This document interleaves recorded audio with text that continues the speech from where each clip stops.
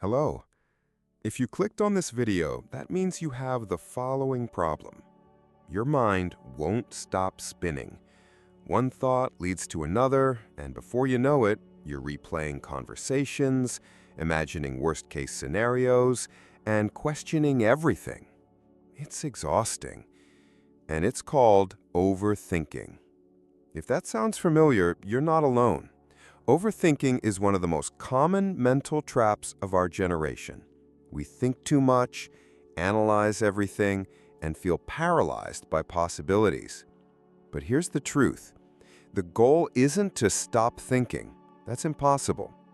The goal is to shift how you think and bring your mind back to stillness without shutting it down.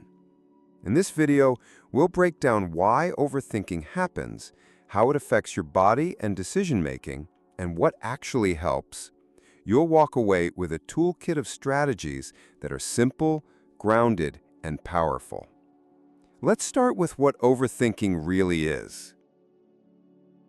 Overthinking isn't just thinking too much. It's thinking in circles, without resolution, without rest. It's when you're not solving a problem, you're just spiraling in it. You replay that one conversation over and over. You analyze someone's tone, their word choice, their silence. You imagine everything that could go wrong. You doubt the decision you already made. You scroll through messages looking for signs.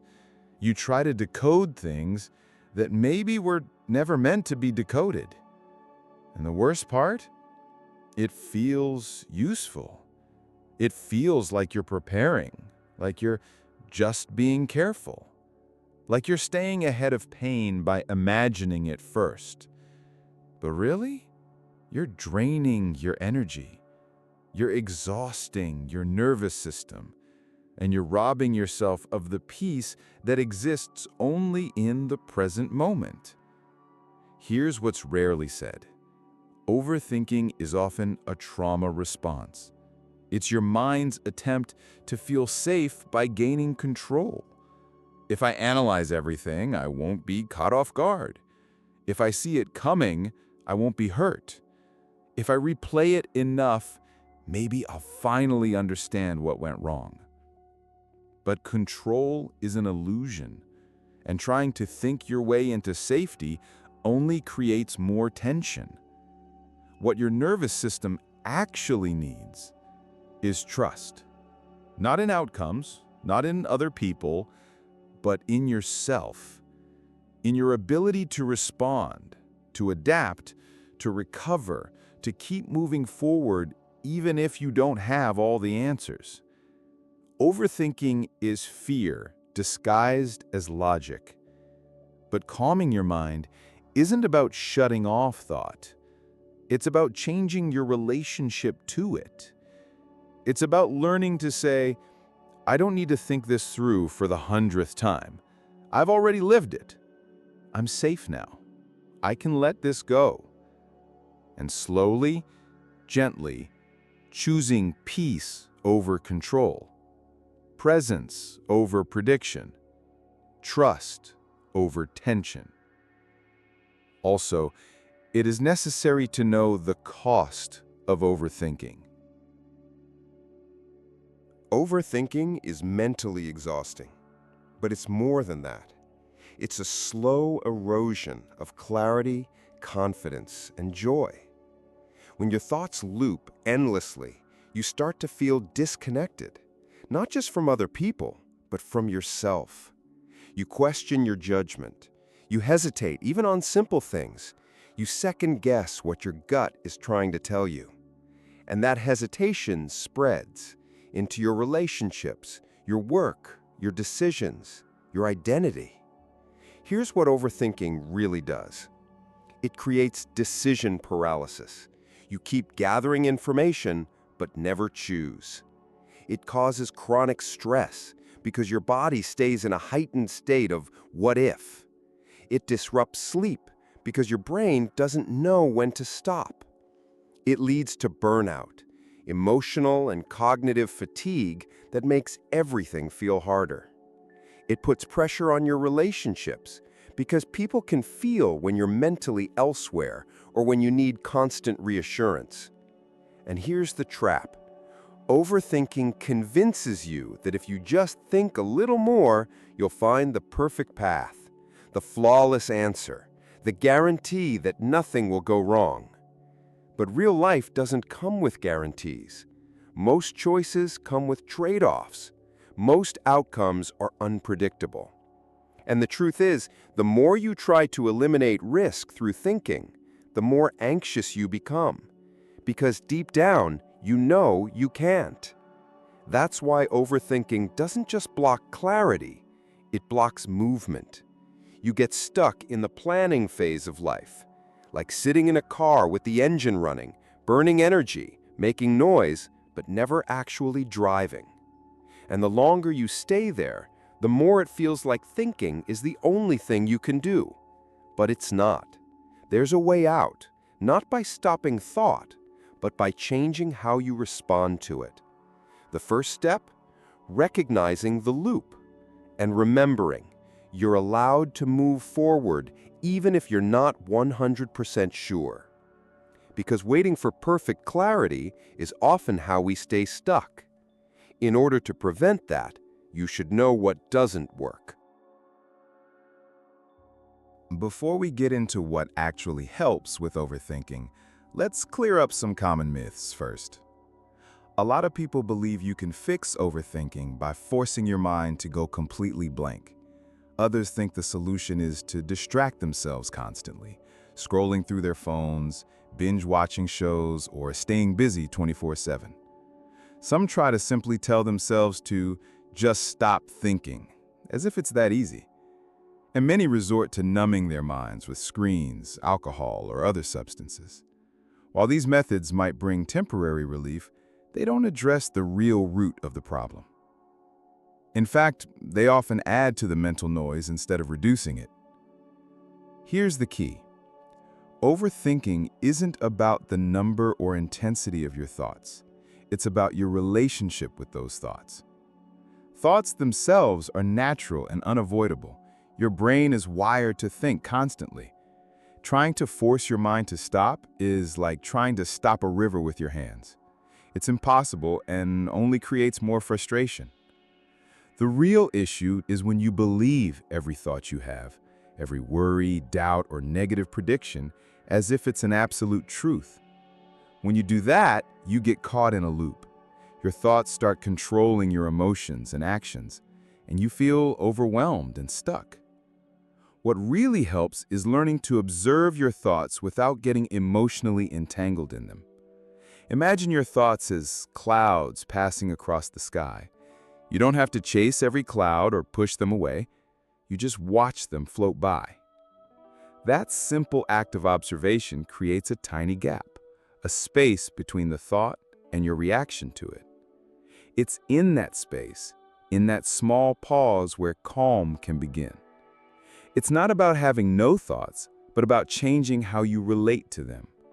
When you stop judging your thoughts and just notice them, they lose their power over you.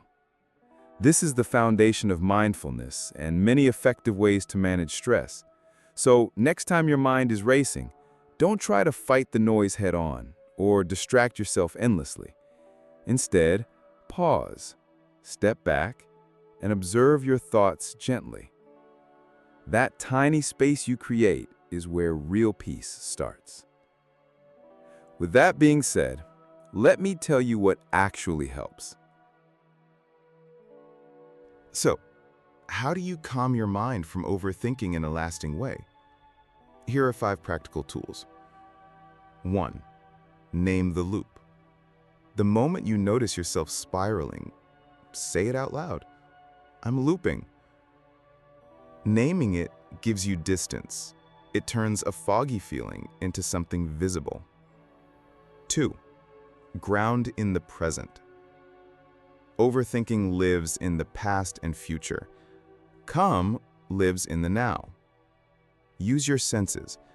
What do you see, hear, smell, feel? Touch something cold. Take a slow breath. Remind your body, This is where I am. 3. Write it out. Thoughts lose power when they leave your head. Journaling isn't about being poetic. It's about emptying mental clutter. Set a timer for 5 minutes. Write every single thought, no matter how messy. When you're done, notice how your body feels. 4. Ask better questions. Overthinking loves what-ifs. Try replacing them with what is. Instead of, what if this goes wrong, ask, what is true right now? This shift grounds you in reality. 5. Come back to trust. The core of overthinking is fear. Fear of messing up, getting hurt, not being enough. Calm begins when you say, even if I don't have it all figured out, I trust myself to handle it. These tools aren't magic, but they're powerful when practiced consistently. And also, they will help you understand a deeper reflection, why we overthink it all. Sometimes overthinking isn't just a bad habit or a nuisance. It's actually a kind of shield you developed early on. From a young age, you might have learned that acting on impulse wasn't safe. Maybe you were criticized for speaking your mind, shamed for making mistakes, or made to feel like your feelings or choices were wrong. These experiences shaped your brain's survival strategy, to think through every possible outcome before doing anything. Overthinking became a way to protect yourself from getting hurt, rejected, or judged. This pattern made sense at the time. It was your mind's way of keeping you safe in an unpredictable or harsh environment. When you constantly analyze and plan, you feel like you're in control, like you're preventing disaster before it happens. But here's the catch. What once helped you survive may now be holding you back. Instead of helping you move forward, overthinking traps you in hesitation, doubt, and anxiety. It's a defense mechanism that can turn into a prison. Healing doesn't mean you'll magically stop overthinking altogether. It's not about silencing your mind completely or forcing yourself to be carefree overnight. Instead, healing means developing awareness, learning to recognize when you're slipping into old patterns of fear and hyperanalysis. It means giving yourself permission to respond differently, to choose new ways of relating to your thoughts and emotions. A practical way to start this shift is by asking yourself some key questions in moments when your mind is racing. Am I thinking to solve a real problem, or am I thinking just to soothe my anxiety? Am I seeking clarity to make a decision, or am I avoiding uncomfortable feelings by distracting myself with endless thoughts? Am I trying to predict and control the future, or can I bring my attention back to what's happening right now? These questions aren't about judging yourself for overthinking. Instead, they gently guide you from reactive, fear-based thinking toward conscious, mindful awareness. They help you pause and check in with your mind's true purpose in that moment. Over time, this practice can free you from the grip of overthinking. You start to realize that not every thought demands your full attention or belief. You can hold your thoughts lightly, observe them, and choose your response. That's the beginning of true freedom, where your mind is a helpful tool, not a relentless critic. So, how do you have to build a calmer mind long term? If you want lasting change, go beyond tactics. Build a new foundation for how you relate to your mind. Here are a few practices that support that. Meditation, not to clear your mind, but to observe it.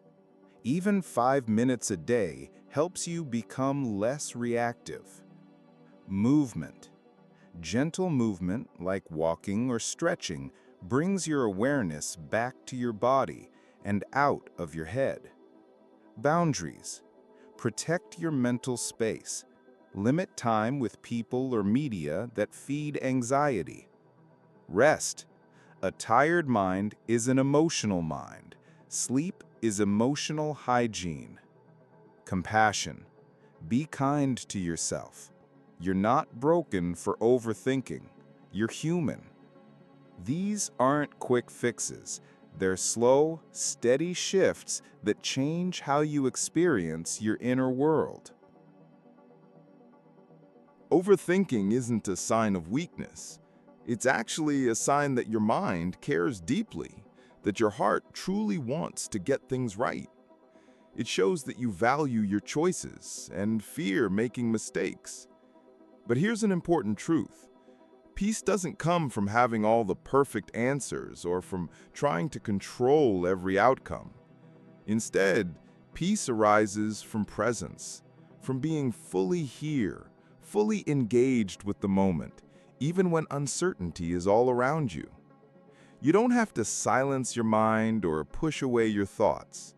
The goal isn't to eliminate thinking, but to learn how to listen to your mind in a different way, with kindness and curiosity, rather than judgment and fear. Calmness doesn't come from trying to control or fix everything. It comes from connection. Connection to yourself, to the present moment, and to whatever is happening right now. So, the next time your thoughts start racing and your mind feels overwhelmed, pause. Take a deep breath. Ask yourself gently, what am I trying to protect? Often, you'll realize that you're holding on tightly out of fear. Fear of failure, rejection, or uncertainty. Then remind yourself softly, I am safe now. I can let this go. Because the truth is, you always could let go. You always had that power inside you.